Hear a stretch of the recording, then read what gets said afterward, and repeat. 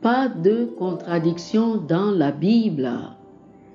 Pas de contradiction dans la Bible. Chers amis auditeurs, voici le thème de la rhapsodie de ce samedi 17 août 2024. Bonjour à tous. L'écriture d'étude est 2 Timothée chapitre 3, le verset 16. 2 Timothée chapitre 3, le verset 16 nous dit: toute écriture est inspirée de Dieu et utile pour enseigner, pour convaincre, pour corriger, pour instruire dans la justice. Le pasteur Christ nous dit ceci: la Bible est un document fiable qui contient la parole inspirée de Dieu et qui nous donne des conseils et des directives par lesquelles vivre. Certaines personnes tentent cependant de la discréditer en affirmant que certains de ces détails ne concordent pas. La résurrection de Jésus en est un exemple. La Bible dit qu'il est ressuscité le dimanche matin après avoir passé 3 jours et 3 nuits dans la tombe. Il demande alors: comment se fait-il qu'il y ait eu 3 jours et 3 nuits entre le vendredi et le dimanche matin? Cela ne colle pas. La Bible n'a jamais dit que Jésus était mort le vendredi.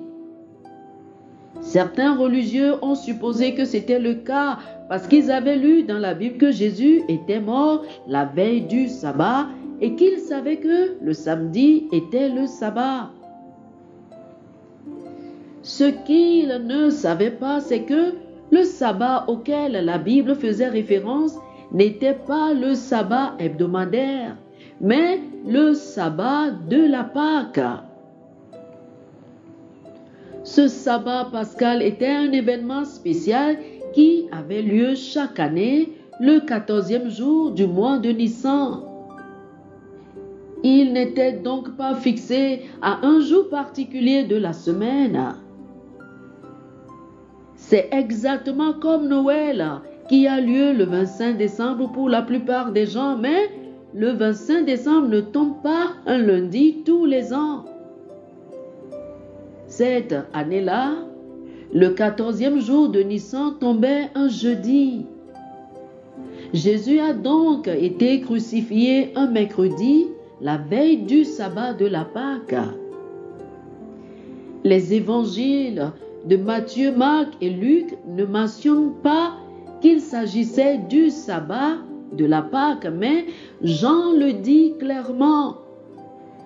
Jean chapitre 19, le verset 31 nous dit dans la version NLT: les chefs juifs ne voulaient pas que les corps restent suspendus là le lendemain, qui était le sabbat, et un sabbat très spécial parce que c'était la semaine de la Pâque. Le but n'est pas de critiquer la célébration du vendredi saint, non, non, non. Il s'agit plutôt de montrer que Jésus avait raison lorsqu'il a dit dans Matthieu chapitre 12, le verset 40: car de même que Jonas fut 3 jours et 3 nuits dans le ventre d'un grand poisson, de même le Fils de l'homme sera 3 jours et 3 nuits dans le sein de la terre. Il a été crucifié le mercredi et avant l'aube du dimanche, il était ressuscité. Cela montre également que la Bible est digne de confiance. Vous pouvez vous fier à ses écrits car elle est plus qu'un livre religieux. C'est le témoignage de Dieu. Oh, alléluia. Oh, gloire à Dieu. Alléluia. Alléluia. Chers amis, je vous invite à faire cette prière avec moi. Dites ceci avec moi.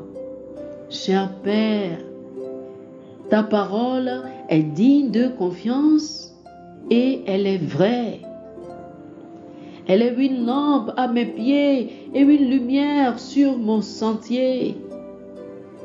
Je suis fortifié, fermement ancré dans l'exactitude et la fiabilité des Écritures, car elles sont utiles pour tous les aspects de ma vie, au nom de Jésus. Amen. Oh, alléluia, alléluia.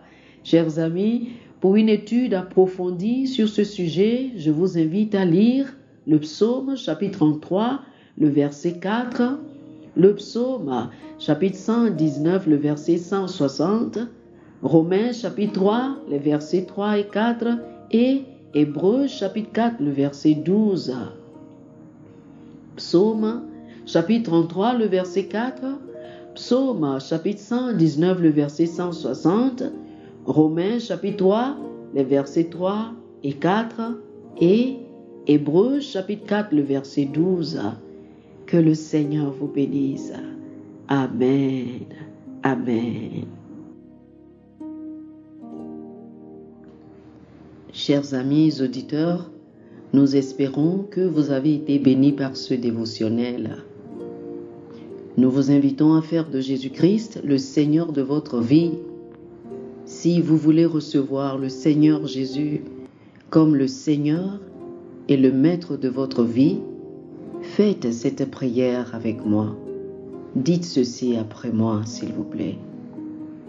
Ô Seigneur Dieu, je crois de tout mon cœur en Jésus-Christ, Fils du Dieu vivant. Je crois qu'il est mort pour moi et Dieu l'a ressuscité des morts. Je crois qu'il est vivant aujourd'hui. Je confesse de ma bouche que Jésus-Christ est le Seigneur de ma vie à partir d'aujourd'hui. Par lui et en son nom, j'ai la vie éternelle. Je suis né de nouveau.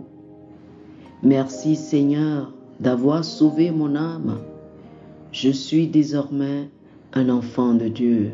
Alléluia. Félicitations, vous êtes désormais un enfant de Dieu.